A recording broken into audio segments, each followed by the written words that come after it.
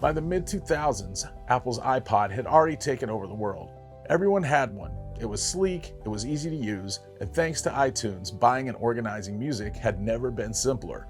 But Microsoft, they weren't about to let Apple dominate digital music without a fight. In 2006, they introduced the Zune, their answer to the iPod.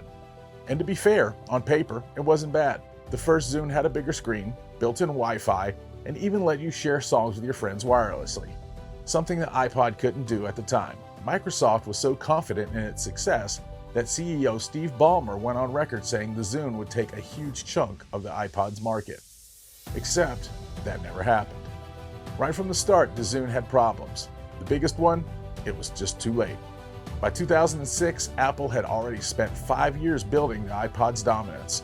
Microsoft was stepping into a fight they had already lost long before they ever threw the first punch. Then there was the ecosystem problem. Apple had iTunes, a massive, well-established music store. The Zune, it had Zune Marketplace, which no one really even used. And even worse, if you already had an iTunes library, switching to Zune meant rebuying all your music. That alone was a deal breaker for most people. And then there was the brown Zune.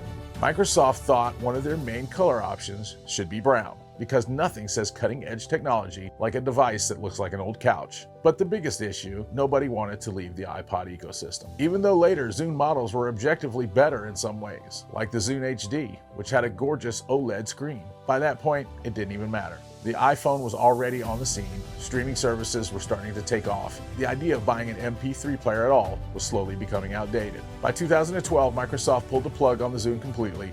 The hardware was discontinued, the Zune Marketplace was shut down, and just like that, Microsoft's attempt at taking down the iPod was gone. Today, the Zune is remembered as a solid device that simply showed up too late to make a difference. It wasn't bad, it was just trying to fight a battle that had already been won.